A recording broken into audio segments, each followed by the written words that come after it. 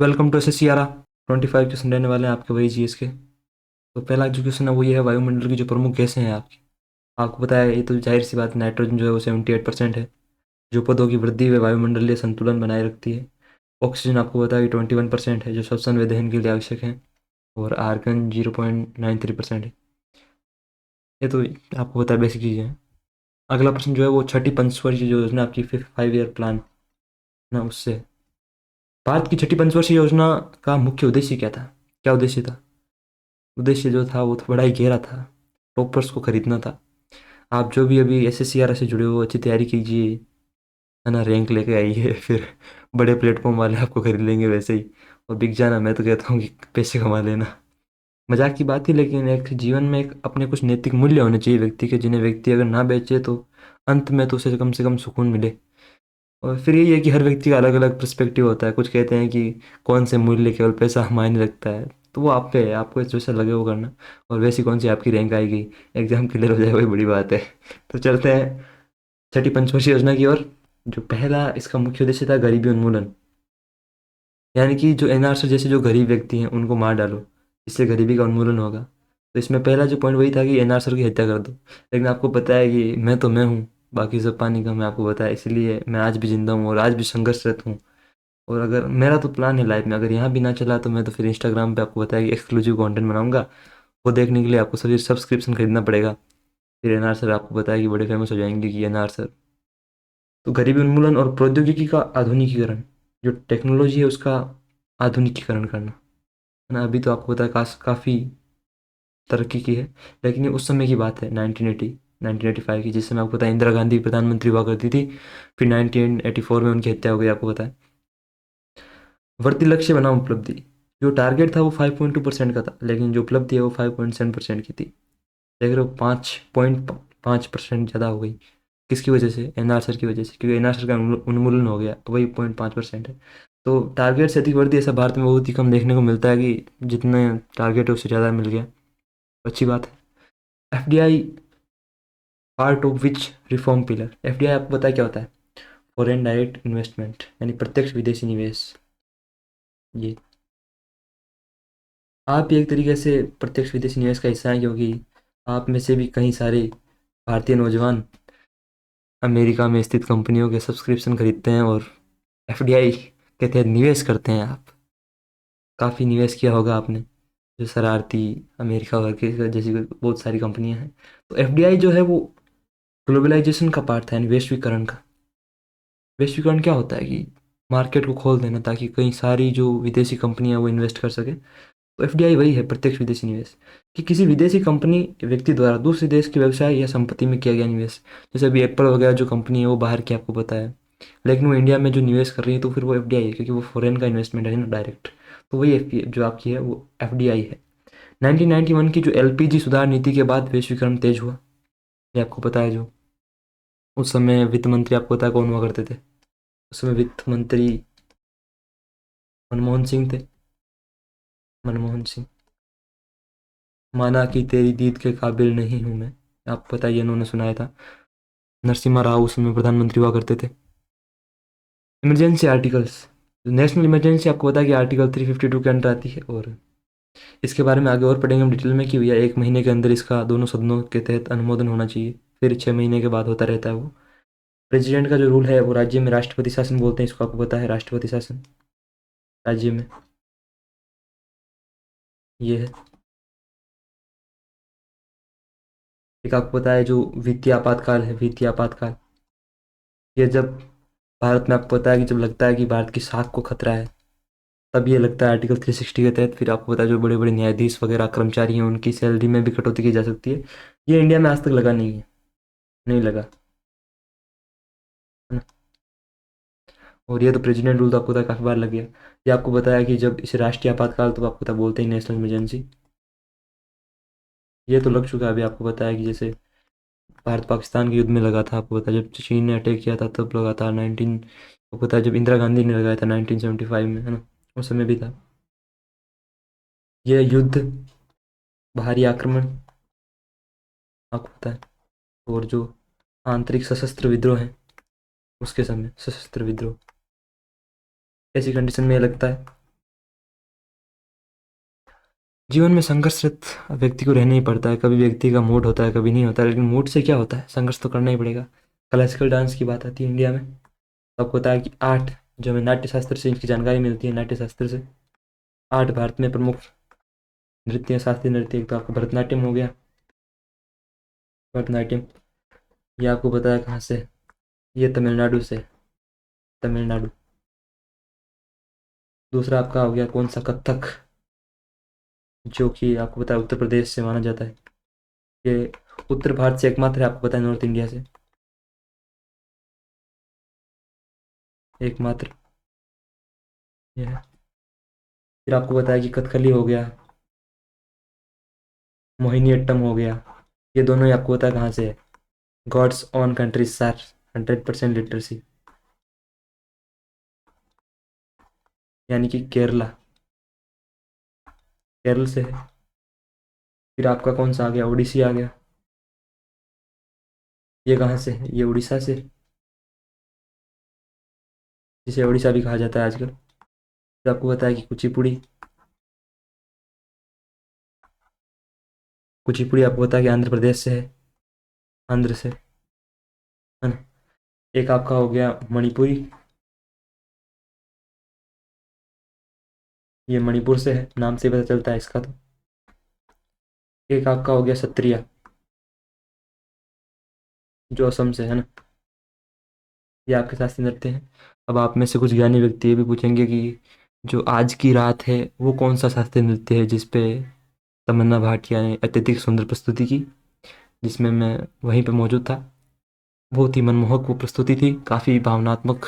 वहाँ पे मेरा, मैं काफ़ी भावनाओं में वहाँ बह गया।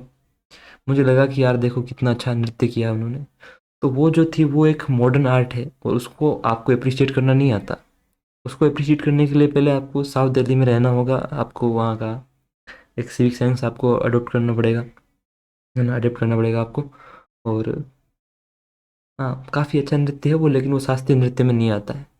जो आज की रात है उसके बारे में अगर पूछा जाता है आपसे, तो फिर उसकी जिम्मेदारी मेरी है, मैं आपको अलग से उस पर एक क्लास ला दूंगा। अगर आपकी डिमांड है कि सर जो हाई गर्मी और आज की रात है, अगर उस पर आपको क्लास चाहिए तो कमेंट जरूर कर देना, मैं आपके लिए बना दूंगा। क्योंकि मैं तो वैसे ही एक फ्री आदमी हूँ, मेरे पास तो वैसे भी कुछ करने के लिए कुछ है नहीं।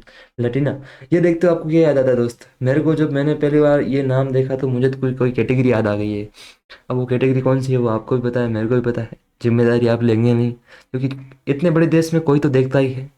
फिर वही बात आई कि आप नहीं लोगे तो अब ध्वजा सर लेंगे, मैं लूँगा कि भैया हाँ हम। वो लटीना ये है उत्तर भारतीय मंदिरों का सबसे सरल शिखर रूप है। इसका आधार वर्गाकार होता है और ये सीधे घुमावदार शिखर में समाप्त होता है। यानी मंदिर का जो सबसे ऊपर का ऐसा नहीं होता है, वो आधा आधार जो उसका होता है वो वर्गाकार होता है और ये सीधे घुमावदार शिखर में समाप्त होता है ना। फमसाना जो है वो शिखर सीढ़ीदार पिरामिड जैसी आकृति वाला होता है। पिरामिड तो आपने देखे ही होंगे। इसका मतलब, वैसे तो नहीं देखे होंगे फेस टू फेस तो, लेकिन फ़ोन में तो देखा ही होगा आपने, फ़ोन में तो आप काफ़ी कुछ देखते हैं। इसका आधार चौड़ा होता है और ये ऊपर की ओर सिकुड़ते हुए इस तरह में बनता है। वल्लभी फमसाना का एक रूप है जो बैरल जैसे आकार का होता है। इसका क्षैतिज धुरी पर घुमावदार रूप होता है। ये कुछ आपको पता है जो टेम्पल से संबंधित है, उसकी टेक्नोलॉजी जो होती है वो। फिर आता है आपका पोंगटू फेस्टिवल। प्रश्न ये आया था कि मैं सीधा उठा के लाया हूँ आपके लिए प्रश्न, क्योंकि पहली बात तो यहाँ तक कोई आया ही नहीं होगा आप में से। और अगर कोई महान व्यक्ति यहाँ तक आया है तो फिर उसको कंटेंट ऐसा मिलना चाहिए ना कि जो उसके एग्जाम में भी आए। तो ये सीजीएल के जो मैंने एनालिसिस किया और वहाँ से डायरेक्ट क्वेश्चन उठा के ले आया हूँ मैं यहाँ पे। मजाक की बात थी, मजाक की बात थी, इसलिए बोलना पड़ रहा है कल को कोई कोई केस वेस वगैरह हो जाए तो इसलिए। नहीं होगा, वैसे हम साधु आदमी है। अरुणाचल प्रदेश की तुत्सा जनजाति द्वारा मनाया जाने वाला पोंगटू महोत्सव is primarily observed to seek blessing from which deity before millet harvesting. किस देवता से बाजरे की कटाई से पहले आशीर्वाद के लिए मनाया जाता है। तो ये रंग खोतक कुछ हैं ऐसा करके उनके लिए। एस साबजी, एस साबरी मेरे को दिख गया ना कहीं। तीन ताल ऑफ हिंदुस्तानी म्यूजिक। अब आप मेरे को बताइए हिंदुस्तानी म्यूजिक कहाँ से, आपको पता है कि जो उत्तर भारत से संबंधित है, ये उत्तर भारत से, उत्तर भारत से। तो आपको होगा दक्षिण भारत से क्या संबंधित है, दक्षिण से संबंधित है आपका क्या, चलो, जो आपका कर्नाटक संगीत है, कर्नाटक। तीन ताल हिंदुस्तानी शास्त्रीय संगीत में सबसे प्रसिद्ध तालों में से एक है, most popular. One of the most popular है ये। तीन ताल हैज 16 बीट्स, मात्राएं, डिवाइडेड इनटू 4 इक्वल सेक्शंस, विभाग्स ऑफ 4 फीट ईच। तीन ताल में कुल 16 मात्रा होती है जो चार चार की चार विभागों में बांटी जाती है। प्रश्न तो उसमें यह था कि जो खाली कितनी होती, तो वो 9, खाली 9 पर होती है ना, खाली खाली जो भी है ये 9 पे होता है। ये इसका वहाँ पे उत्तर था। शाम पहला जोरदार मात्रा ताली, ताली 1 5 13 पर, और विभाग जो है वो 4 + 4। इतना डीप में नहीं जाएगा, वो यही पूछ लेगा। ऐसे आजकल ये कुछ भी पहुंच रहे हैं, इनका कुछ पता ही नहीं है। Weight and circumference of cricket ball strictly regulated, why, क्यों? क्योंकि विविधताएं मानक पिचों पे उछाल, स्विंग और निष्पक्षता को प्रभावित करती है, ये इसका उद्देश्य है ना, स्विंग। अच्छी फेंक नहीं होती है, जब आप अच्छी गेंद फेंकेंगे तो ही कुछ भविष्य होता है। वैसे फेंकना तो आपको पड़ता ही है। अभी मैं क्या कर रहा हूँ, मैं भी बैठे बैठे मैं भी फेंक ही रहा हूँ कुछ ना कुछ। किस लिए? ताकि आपका मनोरंजन हो जाए, और आपका मनोरंजन हो जाए तो आप में से कोई एक आधा सब्सक्राइब कर दे, तरक्की कर ले जीवन में। तो उद्देश्य यही है कि व्यक्ति जो भी करता है अपने के लिए करता है, लेकिन ऐसा दिखाता है कि मैं आपके लिए कर रहा हूँ। कोई टीचर ये बोलेगा कि आसान नहीं है 6.5 घंटे की क्लास लेना, 7 घंटे की क्लास लेना, आपके लिए कर रहा हूँ। लेकिन दोस्त, आपके लिए कोई भी नहीं करता। हाँ करता है, मतलब कुछ मेरे जैसे संतान भी होते हैं जो करते हैं, हाँ, लेकिन एक पार्ट पे करता है। लेकिन फिर भी कोई मुफ्त में काम करना चाहेगा? हर व्यक्ति ये चाहता है कि मैं पैसा कमाऊँ, वरना ऐसे तो फ्री में ही कर दे सारे कोर्स, फिर प्लेटफॉर्म क्यों लॉन्च कर रखे हैं? तो वही बात है कि जीवन ऐसा ही है, आपको पैसा कमाने के लिए क्या कुछ नहीं करना पड़ता।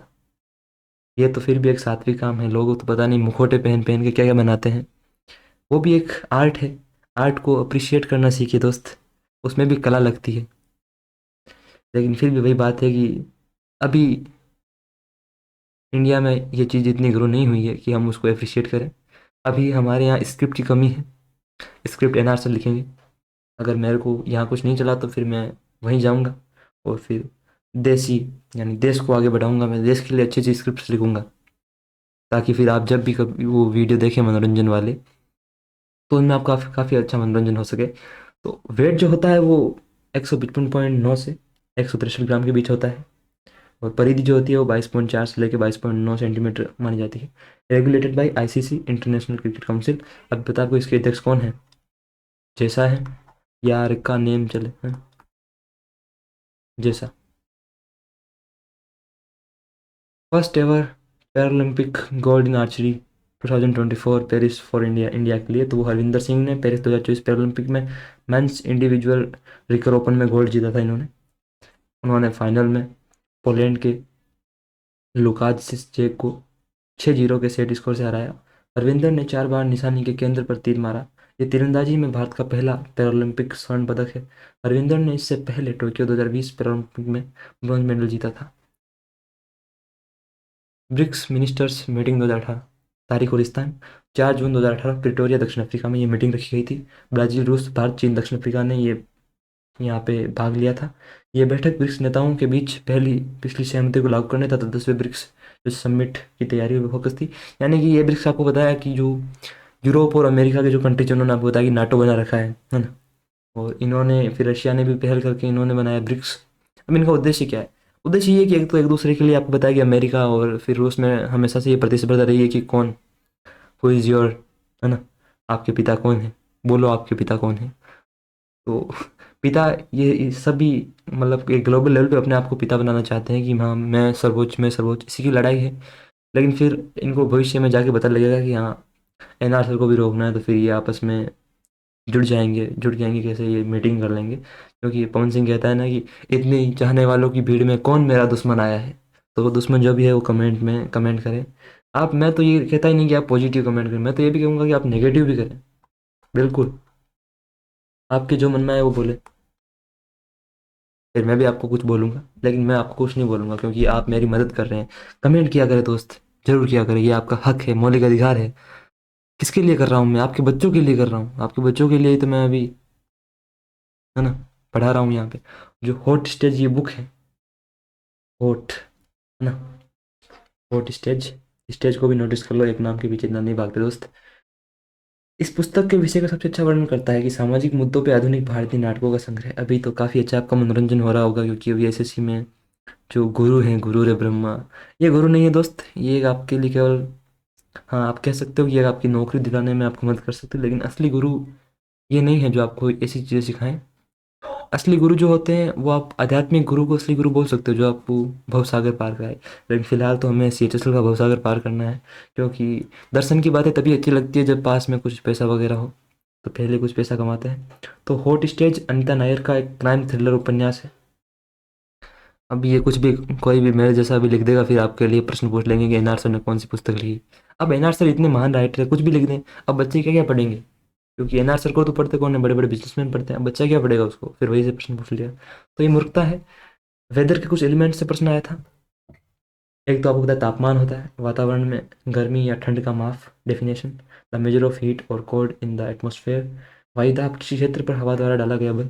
आर्द्रता, ह्यूमिडिटी, वायु में जलवाष्प की मात्रा, वायु हवा, उच्च दबाव से निम्न दबाव की ओर हवा का सीधा प्रवाह, बादल, मेघावर्ती वर्षा। आपको पता है ये तत्व है। उसमें एक बीच में कुछ ऑप्शन में उन्होंने घुसेड़ दिया था कि इनमें से कौन सा तत्व नहीं है, तो वो तो एक अंधा बच्चा भी बता देगा कि हाँ ये तत्व नहीं है, ब्रेल लिपि के द्वारा। ये आपके 61वें नेशनल चेस चैंपियनशिप से प्रश्न आया था। विजेता इसके जो थे वो ग्रैंड मास्टर कार्तिक वेंकटरमन थे, वेंकटरमन, जो आंध्र प्रदेश के थे। पुरस्कार फर्स्ट प्लेस के लिए 6 लाख मिले थे इनको ना। दूसरे और तीसरे स्थान पे GM सूर्या, शेखर गांगुली 9 अंक, और IM Neelash Shah. Tie break Buchholz system से क्रम तय किया गया। जीत का ये मायना, ये कार्तिक का दूसरा राष्ट्रीय खिताब है, पहला उन्होंने 2022 में जीता था। आयोजन जो हरियाणा शतरंज association, RPS international school Gurugram, तारीख 17 जून से, गुरुग्राम गुड़गांव ना। तो ये तारीख 17 जून से 27 अगस्त 2024। कुल पुरस्कार राशि 30 लाख ये बांटे गए थे। इलेक्ट्रिकल सेफ्टी डे 2025 से आपको प्रश्न आया था कि विद्युत सुरक्षा दिवस 2025 पर विद्युत और नवीन एवं नवीकरणीय ऊर्जा राज्य मंत्री श्री श्रीपद नाइक द्वारा क्या लॉन्च किया गया था। तो एक मैस्कॉट लॉन्च किया गया था जो था कि सुरक्षा, शक्ति, सुरक्षा, ये मैस्कॉट इन्होंने लॉन्च किया। दिनांक 26 जून 2025। मनाने वाले संगठन सेंट्रल इलेक्ट्रिसिटी अथॉरिटी, भारत सरकार, मिनिस्ट्री ऑफ पावर के साथ। Theme smart energy safe nation, उज्जवल और सुरक्षित ऊर्जा भविष्य के लिए सुरक्षा को हर ऊर्जा विकास में आधारित करना। आपकी गली में आ चुके हैं रैंक खरीदने के लिए नार सर। द छोटा नागपुर का जो पठार है भारत के पूर्वी भाग में स्थित है, मुख्यतः झारखंड में, साथ ही छत्तीसगढ़, उड़ीसा और पश्चिम बंगाल के हिस्सों में फैला है। छोटा नागपुर पठार को मध्य उच्च भूमि का पूर्वी विस्तार भी माना जाता है। लगभग 65,000 वर्ग किलोमीटर ऊंचाई, औसत ऊंचाई लगभग 700 मीटर है इसकी। यहाँ खनिज, आपको पता है खनिज काफ़ी पाया जाता है। खनिज। फर्स्ट मॉड्यूल ऑफ भारतीय अंतरिक्ष स्टेशन, पहला मॉड्यूल। लॉन्च का लक्ष्य ये था कि कब लॉन्च का लक्ष्य है, तो वो 2028 में है, ध्यान रखना। लेकिन 2026 में तो दुनिया खत्म हो सकती है चिच्चा के अनुसार, क्योंकि चिच्चा ने कहा कि अरे 26 में तो दुनिया खत्म है। लेकिन फिर भी लक्ष्य तो है हमारा 2028 में। पूरा स्टेशन 5 मॉड्यूल में होगा। वजन मॉड्यूल के अनुसार लगभग 10 टन। कक्षा पृथ्वी से लगभग 450 किलोमीटर की निम्न पृथ्वी कक्षा में रखा जाएगा। National emergency approved by each house. अब ये हाउस कौन सा है। हाउस तो काफ़ी होते हैं, होम भी होते हैं। होम और हाउस में अंतर क्या होता है, पता नहीं क्या होता है। कोई बोलते हैं कि एक घर दीवारों से बना होता है, एक परिवार से बनता है। राष्ट्रीय आपातकाल की घोषणा को प्रत्येक सदन द्वारा कितने महीनों के भीतर अनुमोदित किया जाना चाहिए, तो इसका उत्तर मैं लेके आया हूँ आपके लिए, ये रहा, 1 महीने के भीतर अनुमोदन आवश्यक है, ध्यान रखना। राष्ट्रपति आपातकाल की घोषणा अनुच्छेद 352 के तहत करता है। संसद की मंजूरी से संसद के दोनों सदनों द्वारा मंजूरी देनी होती है। राज्यसभा और लोकसभा 1 महीने के भीतर अनुमोदन आवश्यक है। अवधि प्रारंभ में 6 महीने, संसद की मंजूरी से हर 6 महीने बढ़ाया जा सकता है। PSLV polar satellite launch vehicle, इसका निर्माता इसरो है, आपको पता है। इसके बारे में एक अभिकथन और कथन कारण, ये दोनों मैं आपके लिए लेकर आया हूँ, दोनों सत्य हैं दोस्त, ध्यान रखना, सत्य हैं। बोलो राम, बोलो भाई राम। दूरी उपग्रहण प्रक्षेपण यान को इसरो का सबसे महत्वपूर्ण प्रक्षेपण यान के रूप में व्यापक रूप से माना जाता है, मान्यता प्राप्त है। PSLV अत्यधिक बहुमुखी है, विभिन्न प्रकार के पेलोड को विभिन्न पृथ्वी की कक्षाओं में प्रक्षेपित करने में सक्षम है, और इसके विभिन्न प्रकार में असाधारण रूप से उच्च मिशन सफलता दर का दावा है करता है। ये आप इंग्लिश वाले यहाँ पढ़ लें। Anglo Indian representation in state assemblies, ये पहले हुआ करता था। आर्टिकल जो थ्री आपका 333 है, 333, उसमें राज्यपाल नॉमिनेट कर सकता था एक एंग्लो इंडियन को। लेकिन फिर 104वां संविधान संशोधन अधिनियम 2019 के तहत ये सिस्टम ही खत्म कर दिया जो एंग्लो इंडियन है ना। ना तो ये लोकसभा में, ना राज्य विधानसभाओं में। अंग्रेजों भारत छोड़ो, चंपकलाल से प्रभावित हो गए थे। चंपकलाल आपको पता ही है जो। हाँ दादाजी, आपने सही कहा। अब मैं रोज ऐसा ही करूँगा। एक ये बच्चे हैं जो कभी बड़े ही नहीं होते तारक मेहता में। अरे बच्चों, कुछ अच्छा कर लो। फिर ये बड़ों को ज्ञान देंगे, सीखो टप्पू सेना से सीखो।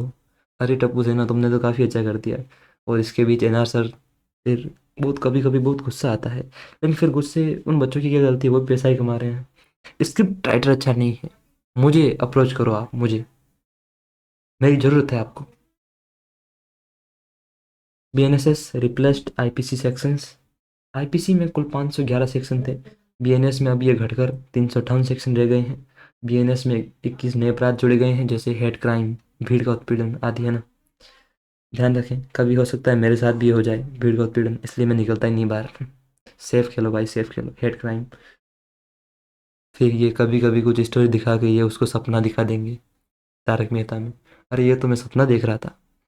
भविष्य में जिस हिसाब से यूथ आगे बढ़ रहा है, फिर यूथ को तो ऐसी सकारात्मक चीज़ें देखनी नहीं है, फिर वो तो नकारात्मक देखेंगे। तो भविष्य में पता नहीं क्या क्या दिखा दें आपको।